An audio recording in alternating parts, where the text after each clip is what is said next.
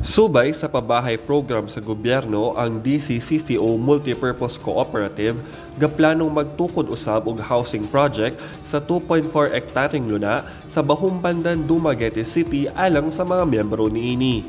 Kini human malagdaan sa mga opisyal sa DCCCO ug ilang partner na Catarata Surveying Services ang Horizontal Development Plan alang sa DCCCO Village 2 Subdivision kaniadtong January 25.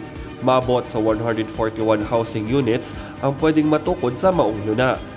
And we aim to eliminate the housing backlog in Dumaguete City. We try to help out our government in trying to address housing crisis in Dumaguete. For most people, home ownership remains most important and valuable. This is done to serve the people, to serve our members, so that people will know nga naay kooperatiba nga naglantaw alang sa ilang kayuhan. Gibana-bana na moabot og 24 months ang pagdevelop sa maong housing project. Gihanay pa sa DCCCO Village Committee ang pricing, equity ug uban pang dokumento ug ang pagproseso sa pag-avail niini. Puhon, musugod na ta og pangani sa opisina para magpa-reserve sa atong slots. Maybe we can accept reselling by the third quarter or the fourth quarter of this year. Alang sa maayong balita sa Negros Oriental, ako si Anthony Lamotan.